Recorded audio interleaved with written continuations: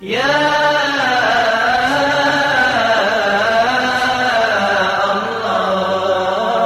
يا الله سبحان علام الغيوب عجبا لتصريف الخطوب سبحان علام. بسم الله الرحمن الرحيم. الحمد لله رب العالمين، ثم الصلاة والسلام على من بعثه الله رحمة للعالمين، بعثه إلى الثقلين الإنس والجن بشيرا ونذيرا وداعيا إلى الله بإذنه سراجا منيرا. ثم نصلي ونسلم على سيدنا وحبيبنا محمد صلى الله عليه وسلم وعلى آله وصحبه أجمعين. أما بعد، فالسلام عليكم ورحمة الله وبركاته. قدادا جمودازا صو سندبتا قداز زلو سيدا لافيا نادا لبركة نادي ومرزالده bitalatin weni muso we gediri ege kunyon nere chele duli nyaranga we gediri irana alijinu wajo jamo e kone e baswe la do wandin wonti dabo na bele de kabala sobo ta irike boko ko na borbata sinai wumbi andi muhammad sallallahu alaihi wasallam wa gone chola nambele awa baswe bele inge beze bele bele be dang mande na fulal bu wombe se aso we dis bo na aljanna e suru ko ni la dai gafara jamo ina de sahabi wa no marapata ba zane mal wonde tangal to konta talada sinjina da za suru ko bon jamo e suru ko ne e kuda daga mal womba kada de ze mimina ko ne de ke jawo da ya ke se bele dana e suru ko ne ele daranga pata sowul dani ba ko jadidina sinjira da ke jawo kenke dana to wallan bura pa kama fawi won kisir lakana binde kina irada bata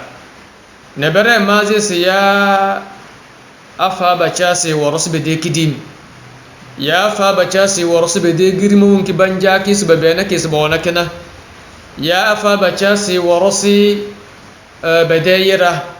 ya won bibita bawana amma don da da masese fal halalu ma ahalla Allah isubara pata bige halal na wumbi so wala bige ala bilaga alal wumbi da kala la bayr wa basna la bidalla ala mugubu mal wanne bil mugubu mal wanne wumbi yodo kene be na be da kazo ga bodos be da kazo ko di yele veze e so wendi zuko e so wan bazuko e suru ko ne do sada bilabu woro jamo mal wamba bawe ni wolesi aso we disi mene wenti dogo na sinjina na so de yikoda no vitu do law bam da pe na mawu la pe da won me mbiye chwe go bebe ya yara gba blebe nuzizi ni no gba ple me be ngondo la muhammad sallallahu alaihi wasallam ameyi va fiami khoseya lebe va me ma o me de do dare arabo gbo dikai wa alo menye arabo gbo be o do iya bilgo ba mo gbo ebe o ma o do ebe ne va de o to le victime ma o do mi abe ngono la muhammad sallallahu alaihi wasallam ke be va e wo wazi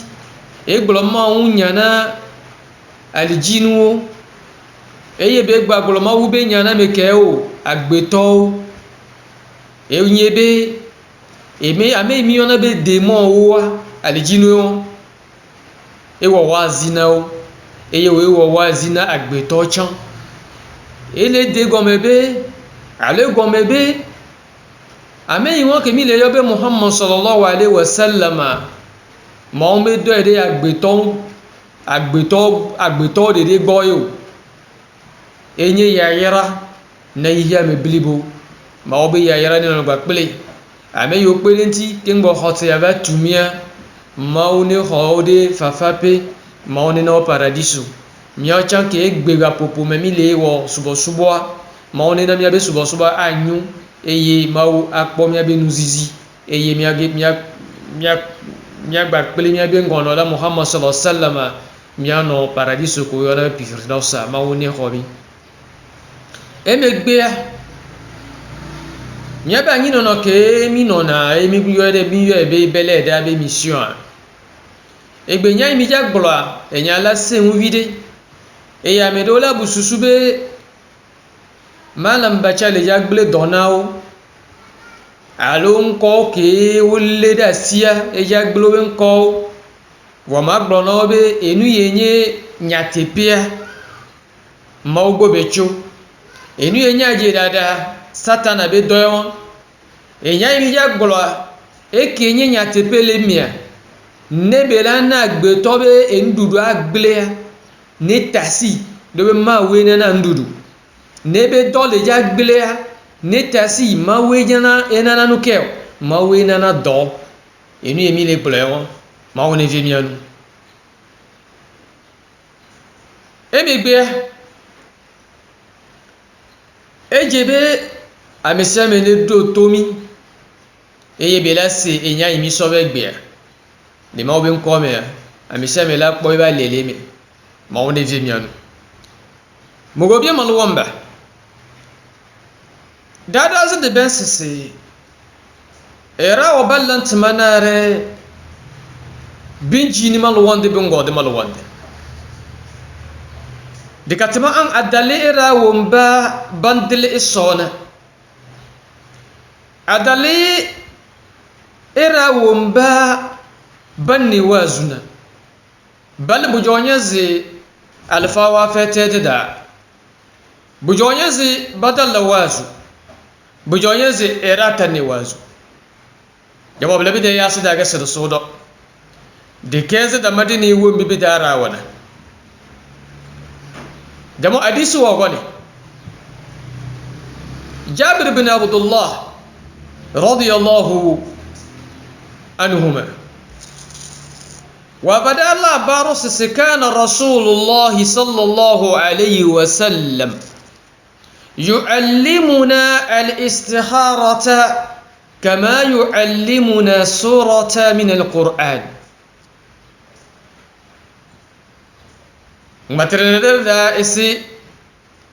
يعلمنا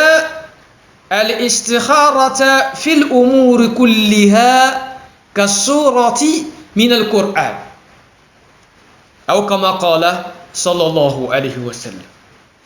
جماعة دي سمبلة جابر بن عبد الله وعقامك جماعة إسان محمد صلى الله عليه وسلم ووليبم ومبدايا بس استخارنا ووليبم كنيا زقبدين بي ومبنا ووليبم قرآن دي سنة يا سو قرآن دانا بلنوغا ووليبا استخارة كم رواية سيلنجي دا قالك ياك ما ترى سيلندنا إسوا وليبا استخارة بمبدا لا مروارنك بتادا بدين بين ينوا وليبا قرآننا جماعة سيرة دفاع ويدا دوانا كدا نعمل كما دا قندنا سنجي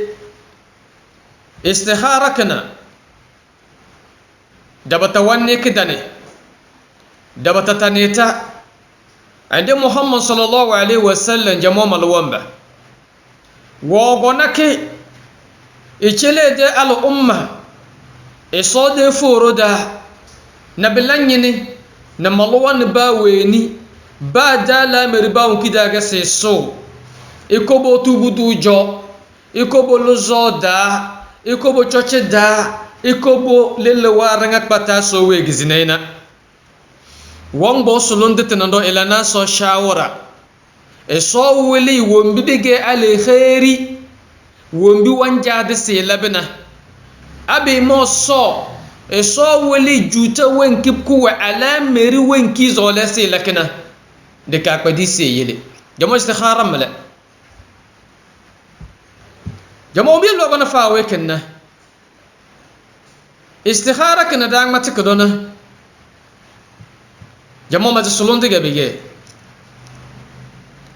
ande Muhammad sallallahu alaihi wasallam weberi sabu asasi aweni e wona ala merna kirsi so ke dada jama ala merge bodo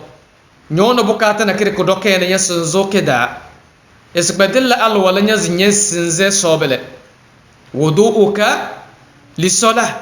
in la al wala nyaz sin ze so falyarka rak'atayn jama al fa ban la ruguna boche falyarka rak'atayn ballana nufu weni ala merke da man nage nyowe ni yona bukata nage hadisi wan matnaci esi anya lalo wala betela rakana tele jomo gogo alfa hadisi kana ko worle le ganya nya nas bodos ballan ero istihara ero alfa e bawe mod maraga awe ni zol istiharna le yamo e do mustihara de kebla ga hadisi amati hadisi suweni nyowe ni nyona bukata na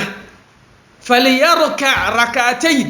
نيوغو بودوس سنغورو لركعنا تلي غير فريضة بدك فريلة دي سوسيدي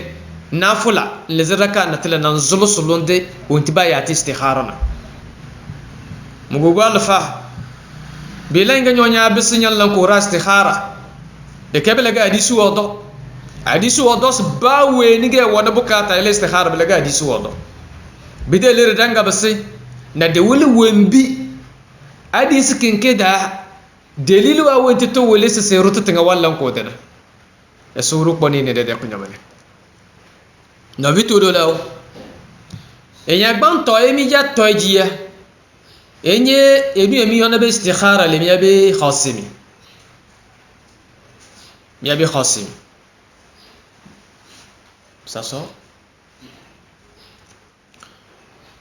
hadisi va Jabir bin Abdullah radiyallahu anhuma hadisi chomi abe ngona Allah sallallahu alaihi wasallam bo Jabir le bona mi be mi abe ngona Allah Muhammad sallallahu alaihi wasallam ne jafia yiwo istikhara adua mi yona be istikhara ifia nawo adua wa abeleke ke be ifia nawo qur'ani ne abeleke ke yiwo sura na qur'ani le gbo ne yiwo sura na istikhara chan le gbo ne le enya eve gome ebe miabe ngono Allah sallallahu alaihi wasallam efiana yiwo istikhara le yobe e do de sia de ome alo yobe enusi anu meke yo jawo alo nusi anu ko yo jawo efiani yo istikhara be yodo la wele kimbo yo ya to enu yo jawo abeleke ki efiana yiwo qur'ani ne no vito do là et au Kenya musulman c'est toi nene ja wonde o nya gbetoy o me be emi o ja wo o la pa lele nu o me alo ma po alo doko ja wo e don lekebe ebe gogbe la vanido eye mi musulman ko gbe na mi ngba iboko no gbo mi ngba ivodusi o gbo mi ngba church o me eye mi abe ngono la sallallahu alaihi wasallam mauso adua ya ne o yo be istikhara eye be so da simenami no ja odo o ja sro do alo o ja donde me omnya enu abe omnya no be omnya ke be ja joade wala sodo asimena mawu eye mawuwa afio enu yi emoyo ja to le don mi enu oja wa ne menyo wa le mawu be nko mawula de fio ne be nyo mawula fio be aja wa gba awodon vale nukunu be nyame egbe mi anovi alfa odo o le oyo gba trole wa istikhara namo voile hadis aglobe ame yido enyade bele de funia newo alwala bebe ya dogbera nene bela oraka ameve voraka ameve won megbanye farila o nafila be jawo nebe o nafula ameve voraka ameve ya ibila waduwa ya no vi alfa o kele khomele o istikhara na mowa hadisi blonene hadisi me blonene hadisi me blobe ne odo nyaade o la zo ya mede gobe la ona o aw obi we nto la we ne hadisi blonene ne onto mnya istikhara na o la we o la fi o la we gobe ba ko be gbebe ga popo me alfa gedeo ala almazir gedeo o be doyon bole o istikhara na mo enu ngo togbe ya eye nglova yibe amole ododewa mule defi obe mi jesima wo mule defi obe ole se wazi o mule defi obe alfa ole duame o mule defi obe alfa ole wazi o ma woni vemiano mo go be malwamba daja no sote mere damele kadade ande muhammad sallallahu alaihi wasallam jamo nyinge sabuwa wallan chowjo ruwaye wa gwani su saba wa gwanga bayu ruwa gwani cewu a newa sallallahu sallan jo aba wule ayatu rofu yawa mada to su so maza ba wule ro ayawatu rofu tinata de tafsir wan bisi waro an etingala na tatimar an ekili mana elatu wa irati rawa irawazu na kabsi becile aya fuduro jamo ayawa na nimale to qur'an tembele ga ba wolewe to sabi jabir sibelano ga ba wole ba istikhara jamo warose kama ande muhammad sallallahu alaihi wasallam yesa sabun ngamba talabe na bide zamanuwa era de iman de sabu foko joda era wan zulul na bitakazo biyala waga wolu wakinya zinna ni ba wole qur'anina kama roda didi de foramle arwe gbalon qur'an ko ego joda mogobe malwamba inga wombo do tubuda ke bena fozere bado wanga linya zama kalimamu ke bena fozere aru qur'an we go jota wanga le ke bejanya zalijini ada wombo do luso da ya chochi da ke malwanne bilande muhammad sallallahu alaihi wasallam e da wulu istikhara kam bani ku gutolu ke bisu watmare bodo ke bichare amma nyen daga wa wulu jamo e dawulu wasisar sallak bonare lanya e dawulu wasisanya al istikhara nyam vinindo na nyanna na boro e dawulu istikhara sisi anya lake asenya demban na buru don da ya sebi bozinya sorone kere jamo dawulu wabele ngodo malwande dalla na belba joga de gbelem aseda al bisanum bele balana to mo go bal fana al mazri lega nyanya ga na sinje sum nyala yo istikhara na ya nyala nya di istikhara na be wombi nyana bena e rosu wala istikhara na jamo e mo ala istikhara e ro do se istikhara wala istikhara e runa le ribo zole da man wala istikhara na so wala simbeda wana sai bala bo da man naru wanzum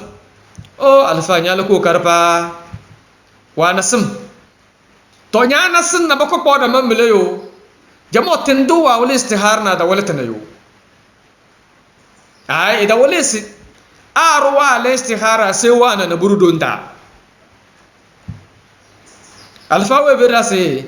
arwa la istikhara kim inge so wa modesulun ditim ala meruwan kike da sai so jamo be da ker wanzo menges ti chemaze at marga singbala be da kenyam baz ti marak bala nga nyala istikhara yu ai kada da singbala ti mar nyam bangilim bozu balar bang balam be da ti mar nam bozu we jamo shawara mele to mozo le sim magbalam la tirki da ti mar mathalan bale be kezias o be la panya gbalan de bo nan fane jamo shawara na mele nyagali na muna na nan mo ngoni le istikhara illa naso shawara esos magbalan la tirki da ti mar adwa kemmele be de ke ciga sar wala adwa dawuli wo mi da ballan nak nage nyowe ni nyani nan boba walinya almazuru wata da alfa wata da nyale sar na nan mombo nzo ti marada nyale istikhara nyongo ni nas ti maradim alfa was nyongo na basa tin kitu jonyo lo sing belende de kapenta sinya de himma sunundu wa momle amma nyana sunundu tin nyongo ni nas saati marga sing belem lo lira wa zo beda aluga singbo lo lere wa zo be da nyalla istikhara mele ina yo yundi le sabele so wa wole nya sene ba kin ki vede de mele jama bodo to sinyon do zinna na buru yo jam fana be nya zin yanzu yele be be de temere yo jam fana be bo zo soro e soro ko ni yele tele no vitu do law mi ba ko to istikhara be nya do istikhara aduwa benyi eyene ne po adiske jabr blona mi boli o le fia yiwo istikhara obe ewo konto o jado dodo mi ewo globo la istikhara menyo la so istikhara so na medo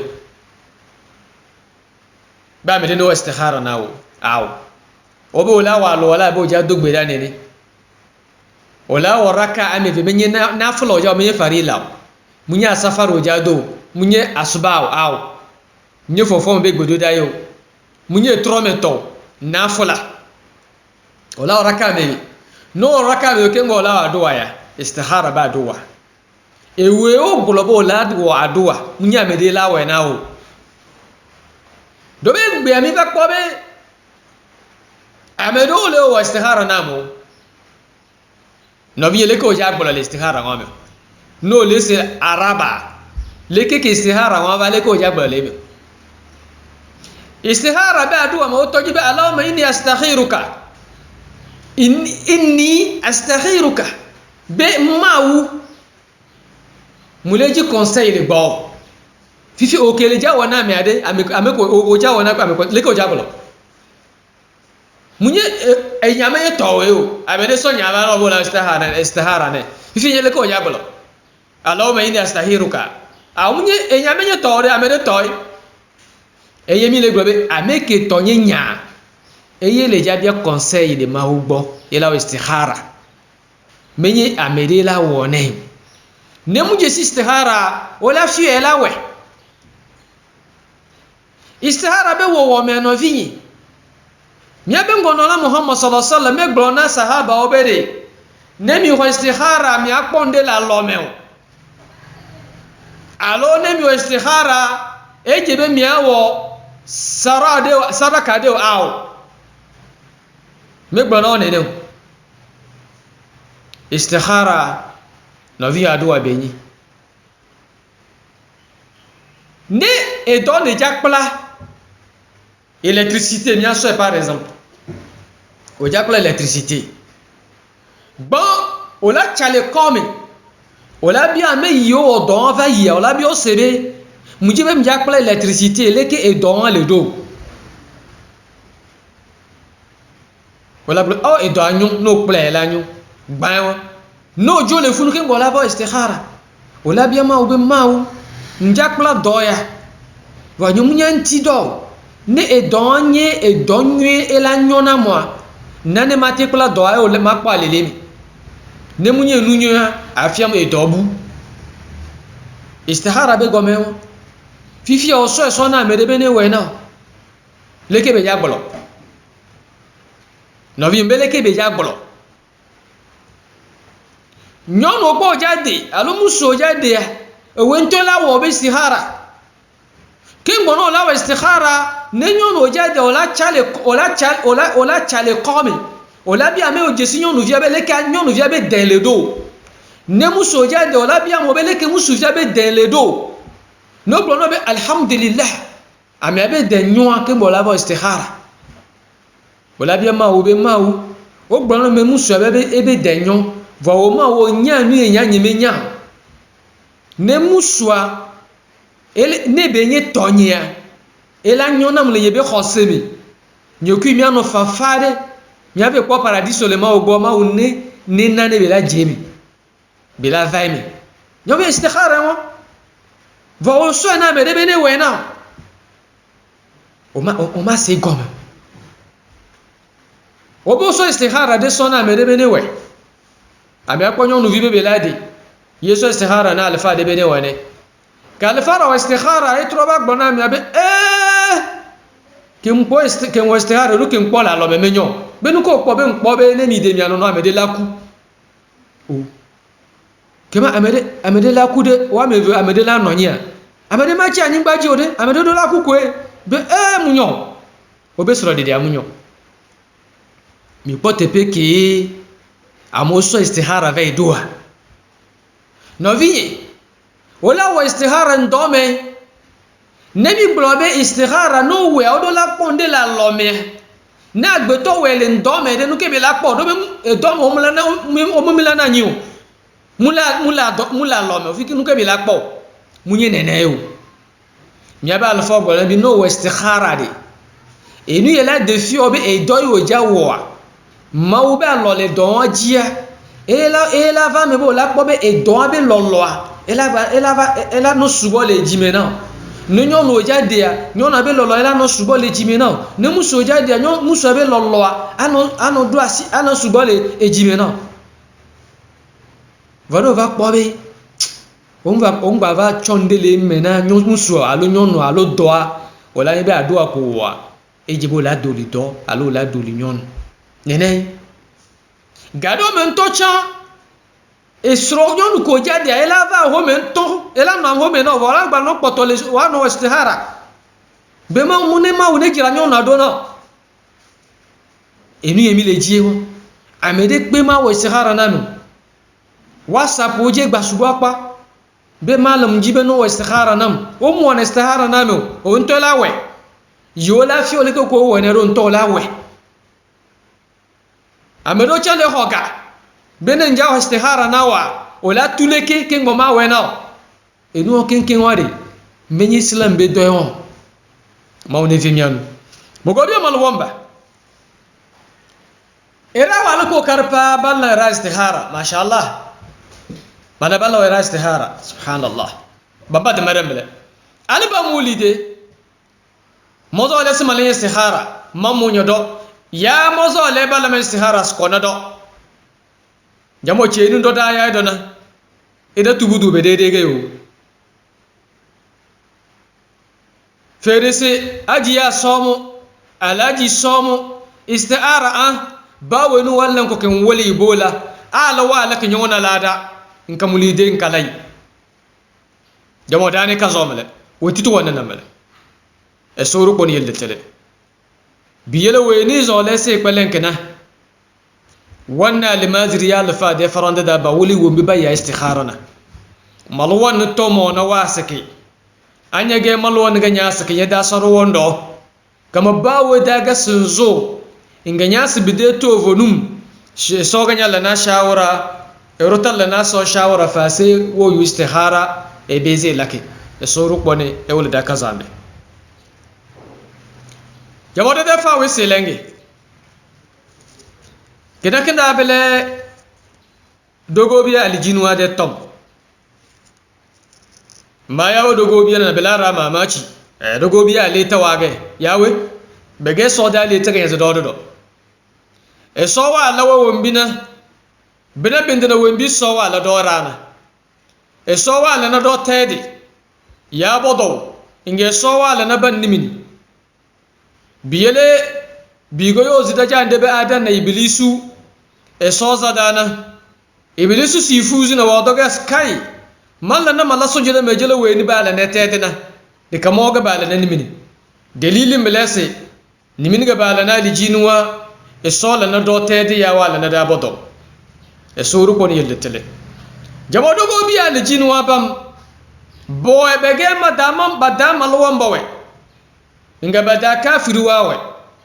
bilal fawk fena we veri da sase anya na ba jambo tos alijin wa de jamu mele biyozi bede kifena na bede ke davidina amanya na ba jambo tos shayatin alijin ba jambe de ke davidina ke mele kifena fa beda bilal ga bodo shayatin alins irade ke davidina mele kifena fa beda esoro por yelte jamo sinjada enyene da era na berada na alijinu wa banna dede chawrada be goni bengali wo mina be de kayde la bayana be kazo bi gbadu bo belle naboro asida la bide fasara chuko mi de tilewa babena ada matigi weni le de tilewa jizbelana le wambeze ila bide fawe no efebeda jamo kadade e sowa la aljinwana dara dan nawe bade sifa wonki sowa mona dalilu wele e so sisi innahu yana jamo iblisi gondom bele yarakum wa qabiluhu min aysu la tarawnahum isi iblisu na de zuriya e so wa law banna daira amada da nawe jamo bele ke so wodo biena sinjanya na ruwa batele dos moman na aljinwa bade sifa wonki so wa lawana ba woni mona yutel kazo jamo da gale namu eso wala aljinna jamo vena amfana kar walla ero kama da era do joge be gadirtin dana be de kedira aljin wa joten dana dara do joge bela aljin wa wan bale mal wonde da do joge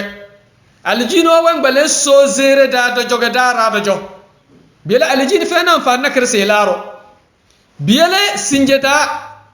arwa goruto simo mabame zewa isoge amamo na dondna aljinwa ala se tazna onda so bele bezwa soga aljinwa malwamba se ga sarodo kama nyana era wamba nyebe no wamena dondra meta ta lafiya to nyana wamba ndan na wanaga dondra na nyalle alafiya magobu wala ndan la lafiya ase china do wamona yabe zada biele malwamba la heifa anya ge malwoni nyenzewa so badi yel aljinwa bada dare nyede so zere epenya inko bo nyanja da aljin dondere ese aljin malwan ge hey badala nyedi heifa abi deza aljin ke shetani de ke malwan ni bidez jamo bi mo zera ni tonta kazo e soru ko yele tele na vito do lawo nyabe nyave gon le nyabe bele da be enyame ela kude nya no vionti onya aljinu enu mi obe demo wa ucha mawe wa bele keke wa gbeto ni voke be wa dumia ame yo vona ma wa le wa dum khoseto le wa dum ame yo me yo khoseto chawo le wa dum enti mi aba le fa obe no gbobe aljin le arab be gbe me ela tenye démon ke khoselesi ela tenye démon ke khosemu lesio vono globe shaitan le jin e gomebe shaitan le jin e gode e gomebe ame yi khoseme lesia e yobe shaitan e wo nene ke no globe shaitan le ins agbeto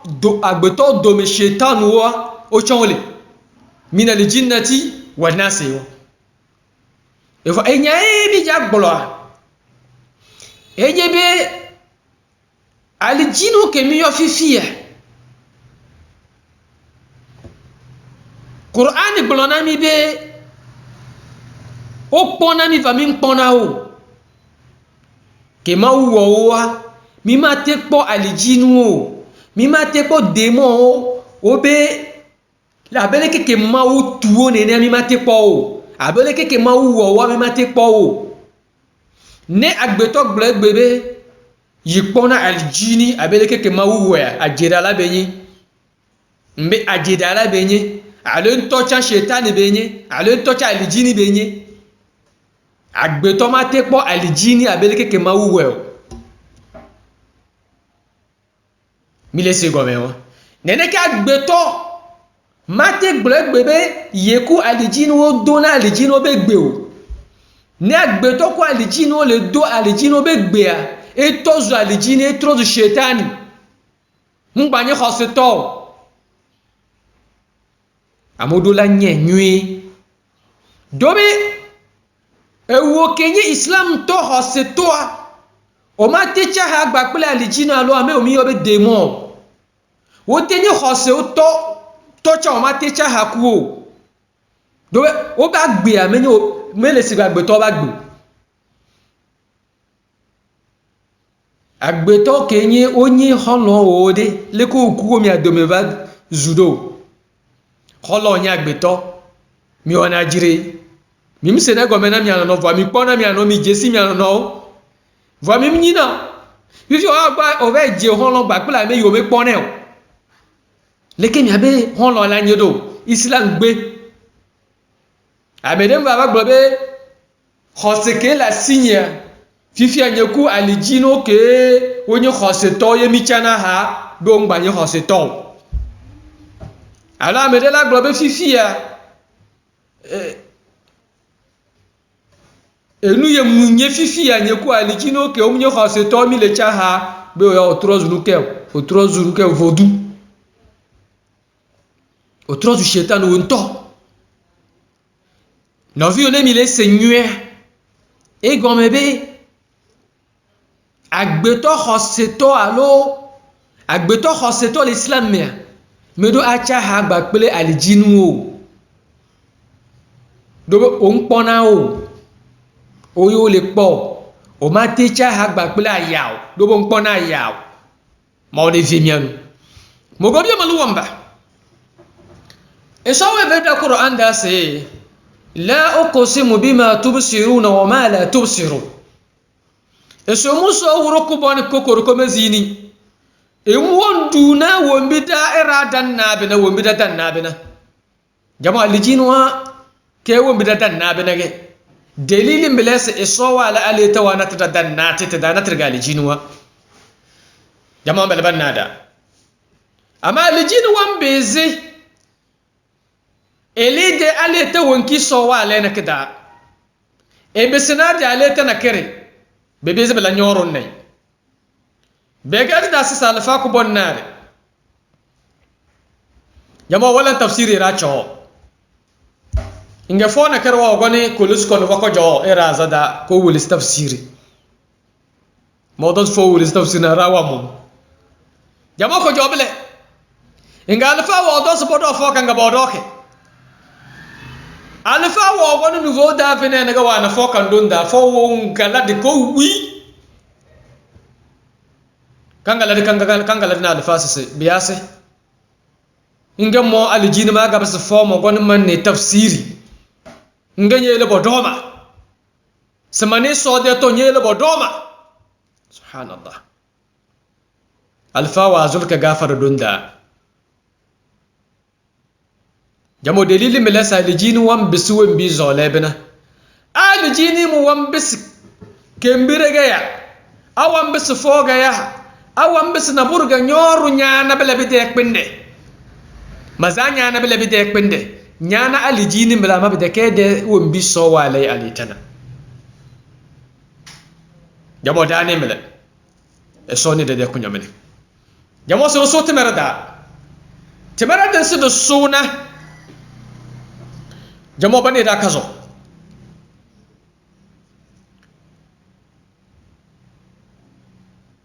wambida yabe dede kunun das ivele dina maluwandu wasatale maluwandu wasidi wonti dada ya vele dina maluwandu wasatale kama malu ivele di ba wonti ga rawa ezelete badana artungu ya aljanna kama weni si ba ya ivele una na weni si ya le do vele una barne pata shaytan de raga bege an go badanne da maga ba guru to do ko rudu bot chade jamo be ke Qur'an jowe su boboyo kama Qur'an ta level dom jamo lege bende be ka alfa wajo alfa ta level dom jamo lege bende le zoda tubuda banjam be de na ba kabasna weni bo go vune poda sisi de ke veluna awe dezi sisi lozo we gedezi lege kafri bogo vune poda sibias wanga farina demba biase sibege dezi da weni si lozo kafri lozo wendezi cheni le wanga eza da ko ke biase isudobona ismomoto wa gazana weni wa ka kune do si lozo nyege dezi kafri jamo lele merga mumbode mitana retangala lafiya se wa gale na kafirin cina jamo alheri dabale biele ivele de to maluwandu wasi ivele dom maluwan de tallanti afarandile le mina maluwan bo wallan ivelo donna asebe veti bede maluwan de e soni de ko nyamne jamo no vito do law enya etongwa eyenye be ame yomi yobe alijinu ne alijinu trozo abe ko kulo nene to mauna onsin wala te doli no nome ela te trozo pe atrozo avum allo atrozo abe asevi allo ko kulo ne be trozo nene no yo po bube ame ya alijini be nyiwa e ngotovu voilà kwa alijini abeleke ke mawugo ya o mate kwa nyaba alfa de be yele o tafsir amobo yele o tafsir me mi abole fie ya eye avunde ba totele wa be ngogbe emro anyi leke mi yale ke avumro na anyi ye degbe na mo be no nyavuan yo nyavuan e avoajo ezame alfa be ke mi emro anyi avoan va alome ele jegona yi benu kenti alfa wona ne yenya alijini ye tro zwa vumbe yava se tafsir yenu kenti alfa nya yebe yen kwa se tafsiru ele favi alfa be la lon domé allome ye de kukuna alijino be ne soke yemenya yo nesbe yenya ye matenya delile moi le défi obe alijini la tro zwa vufa et la tro zwa sevi et la tro zwa kokulo le mawo be musem mawe na one emegbe mle globe miabi islam be khose ke mi le wa islam jesi azebenya ma islam jesi azebenya dobe ame yo ja globe nya zetoa gbapla ame ja gbona mi abe ye enya azetoa wa mevia ame yo be azetoa ne chan e khoji sebe ye nya azetoa ame yo e chamba azeto ne chan ho ejibe ame anya azeto me vi ongbanye ho seto o ne o se gomena wa no no be no ya fi no ve po bere nyate pe ame yo e be azeto be nya no vi ho seto l'islam fiko jayu quran bo jaya aw quran me wona zedo alfa bo jaya aw alfa mo wona zedo fiko jayu boko no gbo funoja ye won ame yo gbo be nya zetoa ne oyibo ko no gbo no yivo du si gbo ne o tro gbo va ho me ne o ji poda le do ta me ne be me gba nya zeto be no ke gbo be mu nya zeto be vodu si ebe me nya zeto ne ho ji si be vodu si gbo be me nya zeto e cha tro zu kafri me kenye vodu si o yo le ho ji si o tro zu kafri ameke kulame ya yibe ame anye ame azetoa ne changbo ba home no bi ese benu ke jobe kemi ya vodu sibe ame azeto e cha kadeji enya yi vodu disibo wa cha menye musulman gbanye musulman azebe nyame ne amodo azebe nyame hosema gba potele wantiu enti islam me wona zebenya musulman me wona zebenya nemi ko islam to le wa zebenya o le trobe khose ma oneve mianu mogobe malwamba ande muhammad sallallahu alaihi wasallam we ber sabu asa al aynu haqqun jamo temenude darando sami wa sallallahu alaihi wasallam ala aynu haqqun jamo kunu dana bodo sa ala aynu esezere haqqun da do ezere wende mo mebe na da do na ya nye dende ga ndi bu odo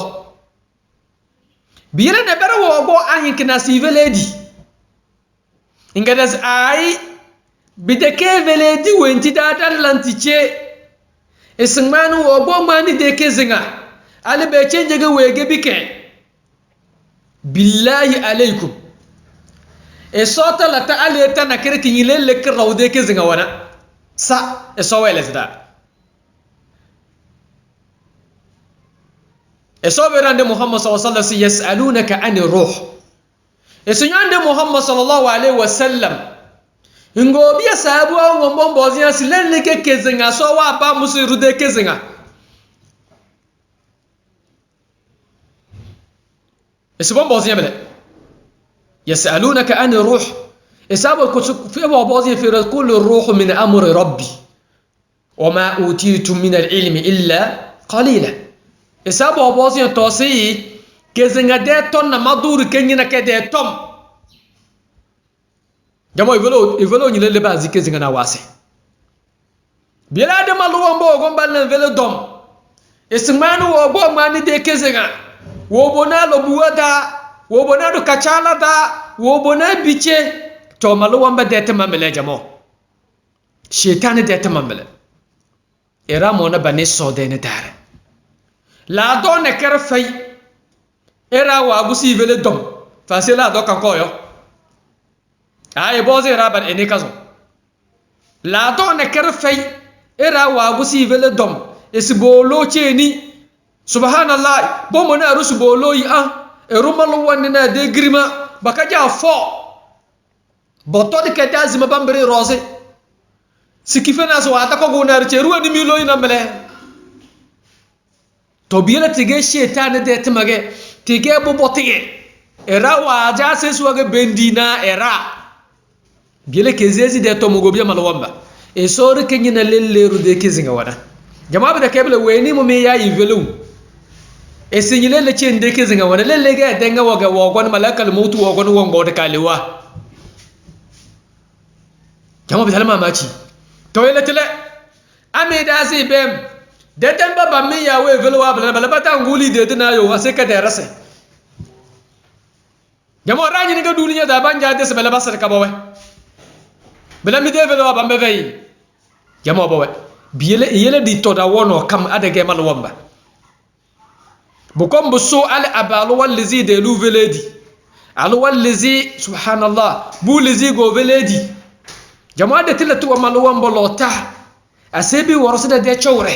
asebi worosida de maluwande belleze be feri nyonsi nyongo yanja kevelu demo weni wo doble nan nyinga nyane sete e beratara mele de dendang ala li chiama orage e suru koni ela da siria no vitoro law azebenya ande Muhammad sallallahu alaihi wasallam yabe dola Muhammad sallallahu alaihi wasallam blobe al aynu haqq arabe gbono blobe al aynu gombe nkuvi va nkuvi go lo blole fia nkuvi nye ya alo nkuvi we e ya me no bube ko blobe al aynu le fia aze enchi amole de o le gbono no ami aze to benyi obe ami abe gbongbon aze to leke eso ebe gbongbon ve do fi vo aya vade mi abe ma un to le gbono mi abe un prophet sallallahu alaihi wasallam be sahaba wala bi o sebe fike agbetobe agbelew ebe am fike belew ma o gbono yabe ngono la sallallahu alaihi wasallam gbono be de agbe alo am be nyama o de kanya te pe kenya be am ole agbeto me nya vono vi azie to be yenya ebe yenya kaka ye damede be gbogbo so dada fide voma obe gbogbo be nyare eyi de kanya te pe kenya be gbogbo ole ewo ko bo nya zeto yo cho lobe o nya te pe ke no vi obe gbogbo ole eye wo dele be ntila mo so dada fide ewo nto ko ja ko ba le do be gbogbo fi ko le ko nya gbogbo be te pe ko ja va dia nu kan to no nyu kaka ba le do be gbogbo Shaitan be do won ola so ola yo man le vide be nya zeto ola plavum wa va wu avude tamene bolo ja o konu ne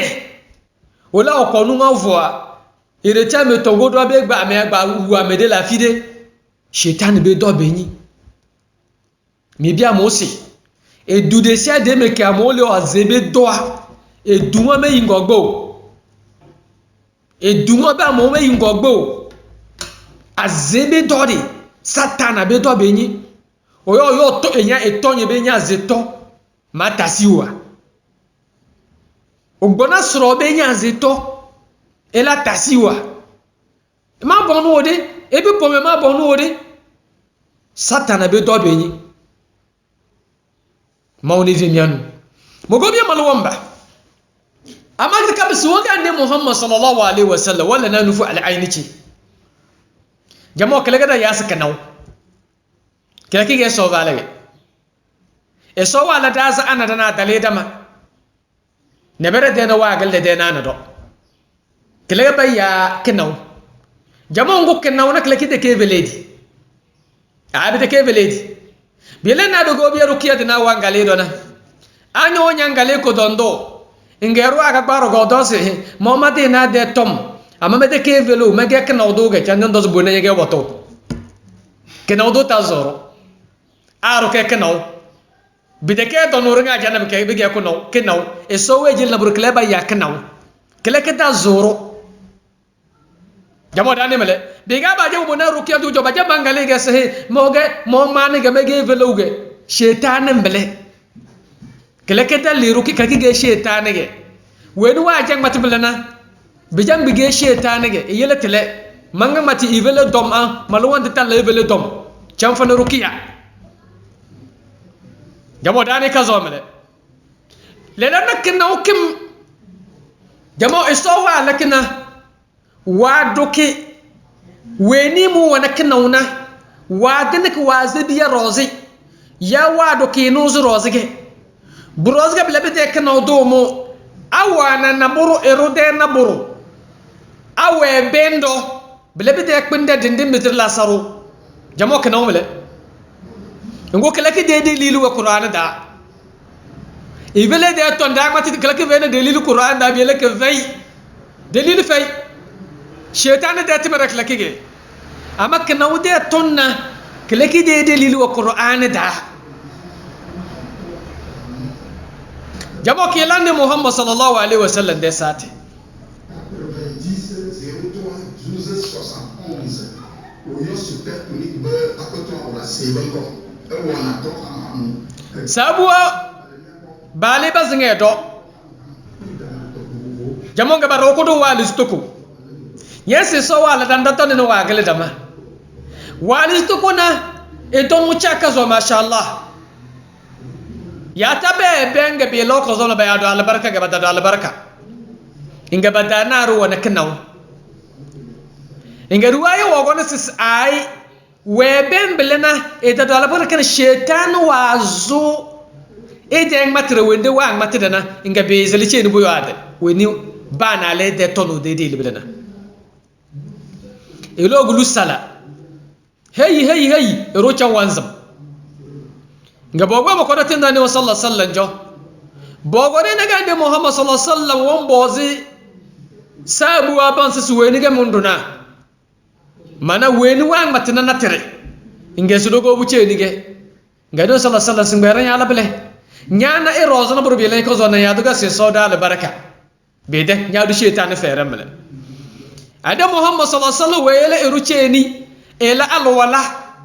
boko limbimba berna we ni wazala we vingili doblana ingela wagoro telati lani wa sallallahu alaihi wasallam de sate jamo kana wude ya simle kinaw kinno jamo ruwan biza wana kinaw inge wombire fe kazo won bizi na rawde loro do awe bende loro de ndi bizri de nimini e be rote fo ke de nimini jamo bu wabele blabi de kinaw kim jamo blabi de rato do sinji blabi de raga nyam bezin na a chawrada wan bezi iferians onyo esowa manyapa ya to sunyo eso bale nye bege ku juni no do pa amata wole nya soro na kare kama vena soro se wole nya blege so wala we abudu wa na legeri nyoro ga wazula na baraka alhamdulillah na de kana okim awa da sula alheri nyanna si de be ngara de dimbe zirla rujuta jamo kana mbele klaki de kele de ke veledi klaki ge ku joge so wala rana bere jamo makla ko do kelage so wa mata suratu sura na dara da sisi wa in yakadu alladhina kafaru la yuzlikunaka bi absarihim e so vera ne Muhammad sallallahu alaihi wasallam se nyagur nyalla wa zublana maka kafiruwa be ga ciko na balanya juta na baza jamo kana wakemmele lamma sami'u dhikr satin bani yede wazuna be ga ciko na balanya juta na baza da kai so weviri jamo kana isa dangam ba ke veledi biela era ka sala ala ayno hakku kana ba ko bandini veledi ka ay da ketele womba so wa vo kanana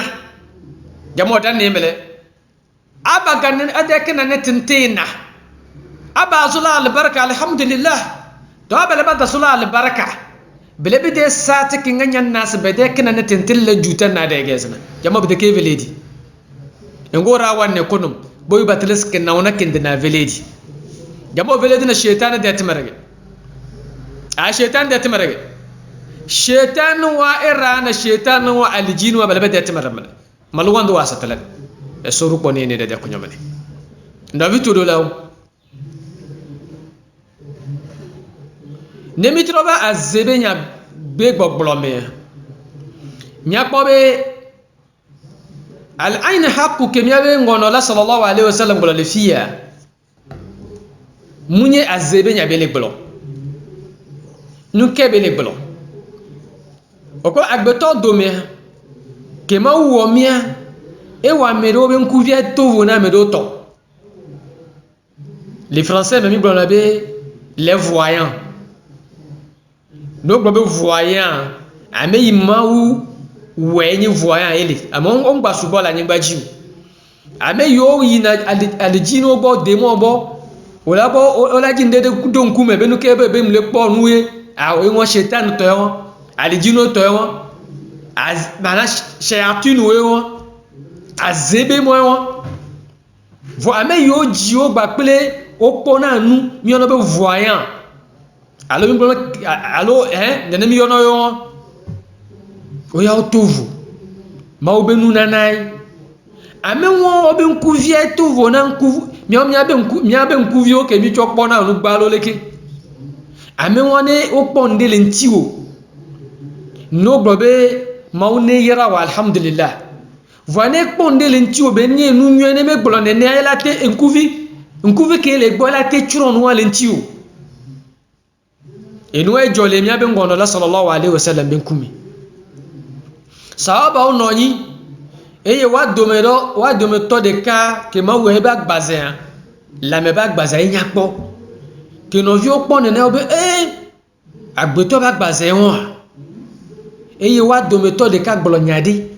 eye shetanu do enyati won mi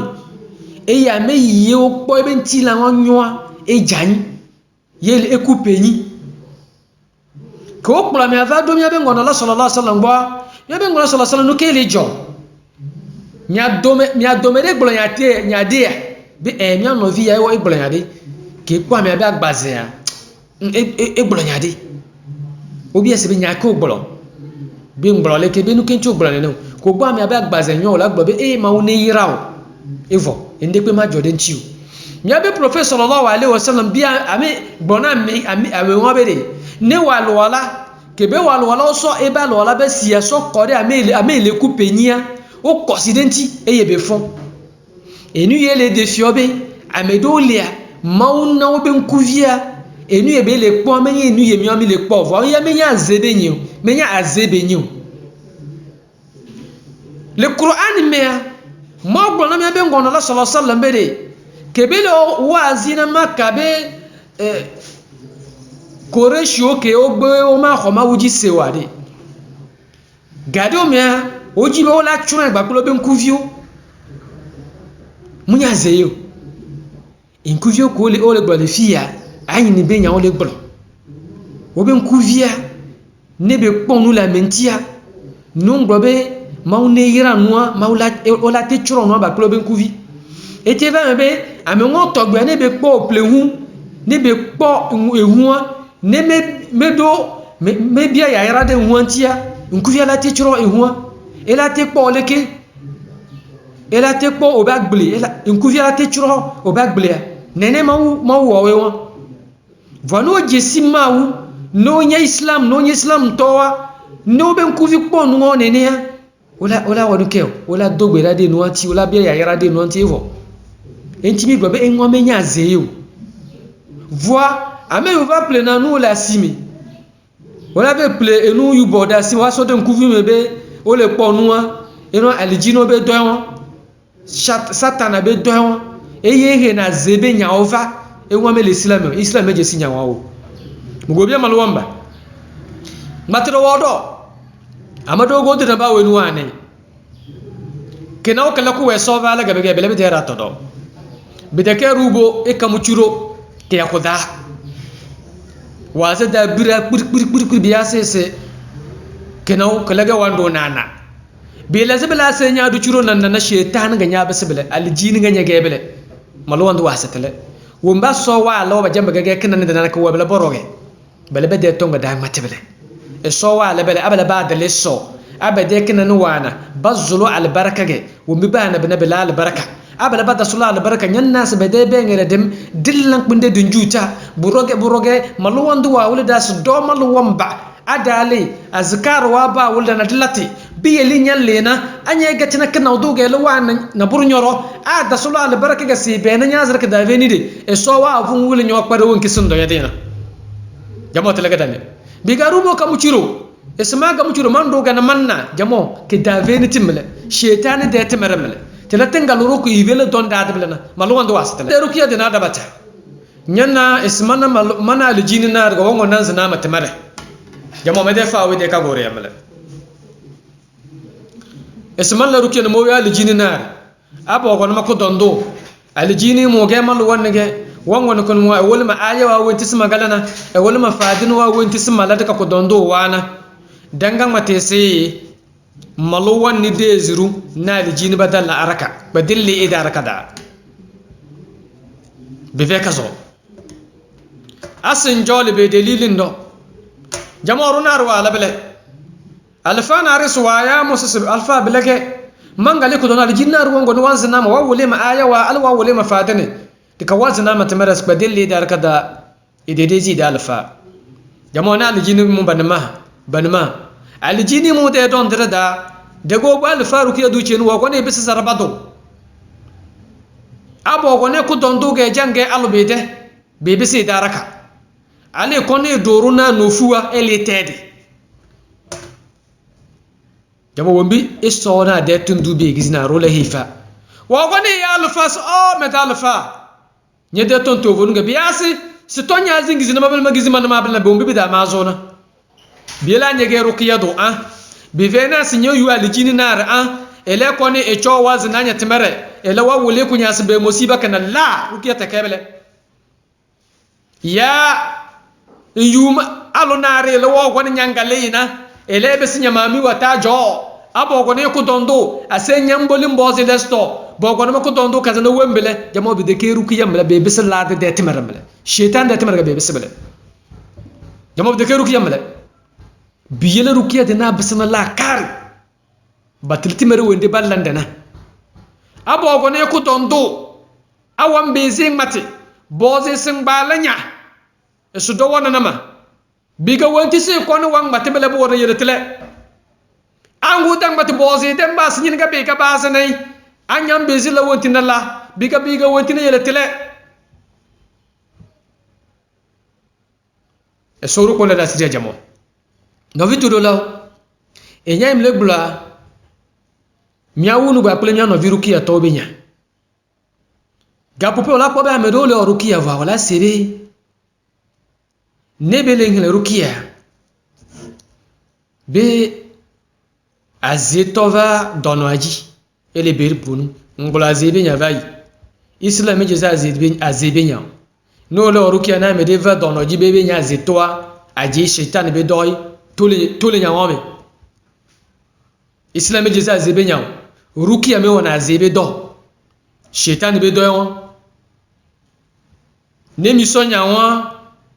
etebeke mi yave jedoa ne menye vodu simewa etromei alobo no boy islam me wona don nene ko le no le rukia ne be va zube don ko so bana wa e va le ponu ke le pono be enye e wonye me ka be mauna mpona nuye eye mveji aje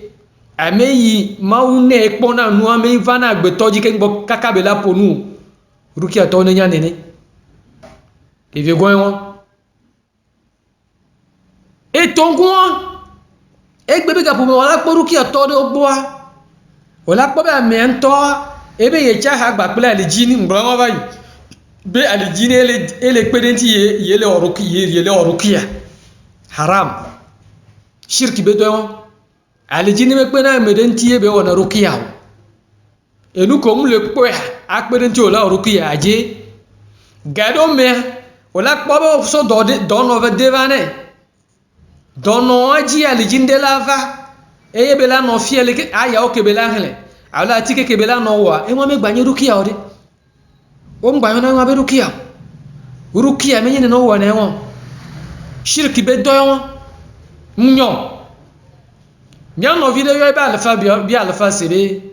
alijini de va le pedenti emi lo rukia na dono alfa gbona be to la alijini wa be mo mi egba potole odo nke ko ba le yi nuke be ba o eva do funa nyonu de gba pele no via enu ya alijini va e mo keji alijini won va do eva do funa me gba pele no via nke ke ba ibere ka be ba alfa be o alfa nya ko gbon ngade o me anyem sew po nu ke va jora be aha no vi rukia ke miabe ngono la sallallahu alaihi wasallam fi amide menya alijini ye ola so odo minya edo ye milewa aze benya metona le rukia meo mile de kukunani